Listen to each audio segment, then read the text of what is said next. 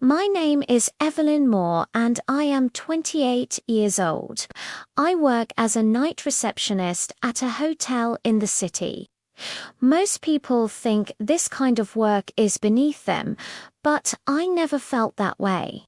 I grew up with very little money and I learned something important when I was young. Love can fade away in an instant, but financial struggles last forever. So I made myself a promise. I would always support myself, no matter what happened. That promise changed the course of my entire life. I met Victor Hale 2 years ago. He was older than me and had a quiet way of speaking that made him seem trustworthy. People were drawn to him because he appeared so calm and collected. In the beginning, he treated me well. He actually listened when I talked about my day. He insisted on paying for our meals and held doors open for me. He told me repeatedly that he admired women who were strong and independent. I believed every word he said. Everything shifted when he found out about my job. His expression darkened the moment I told him. He said the night shift was dangerous for a woman like me. He claimed that men stared at me and that my work put me at risk.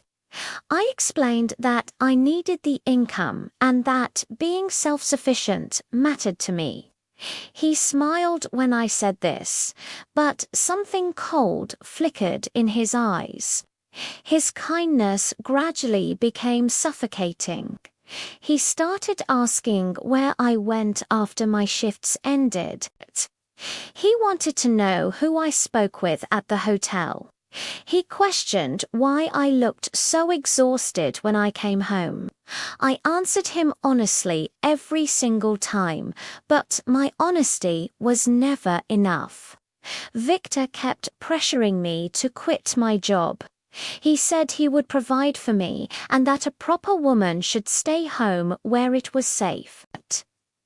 I recognized the warning signs immediately and told him I would not give up my work. That was the moment his anger took root. After our argument, Victor began monitoring everything I did. If I arrived home even slightly late, he would sit in silence and refuse to speak to me. If I smiled while checking my phone, his mood would turn dark and hostile.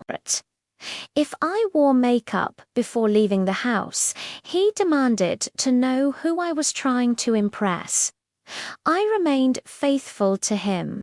I was exhausted and increasingly frightened, but I stayed.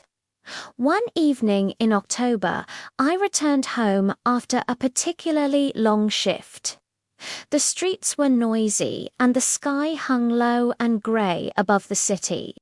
Victor was sitting in our living room with all the lights turned off.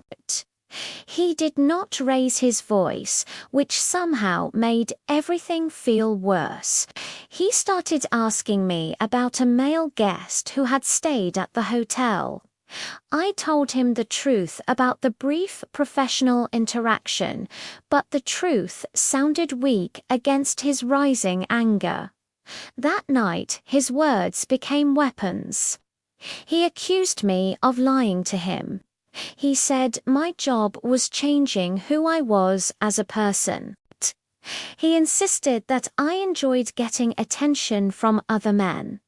I stood completely still while my hands trembled at my sides. I told him I would never abandon my work because of his fears. I said that real love should never feel like imprisonment. He laughed at me then, and in that moment I finally understood. Victor did not want to love me. He wanted to own me. Everything fell apart slowly after that night. He went through my phone while I slept. He followed me when I left the apartment. He began waiting outside my workplace, watching from across the street. My co-workers noticed and started treating me differently. Gossip spreads faster than facts ever could. One evening, Victor walked into the hotel where I worked. His face was flushed red, but his voice remained eerily calm. He spoke to my manager before he even acknowledged me. The next day, I received notice that I had lost my job. Victor told me it was for my own protection. He said that now I could finally be safe at home where I belonged. I felt the walls closing in around me. That very night, I packed everything I owned into 2 bags. When I walked toward the door, Victor stood blocking my path. His face had returned to that unsettling calm I had seen when we first met. That frightened me more than his anger ever had. I pushed past him and left without looking back. I never saw Victor again after that night. I moved to a different city where nobody knew my name or my story. I found another receptionist position and slowly began rebuilding my life from nothing. Sometimes late at night when the world is quiet, I remember the look in his eyes. Not the anger, but the emptiness beneath it. I learned something crucial through all of this pain. A man who claims to love you but fills his heart with anger does not actually love you at all. What he fears is losing control over you, and that kind of fear can destroy a woman more completely than hatred ever could.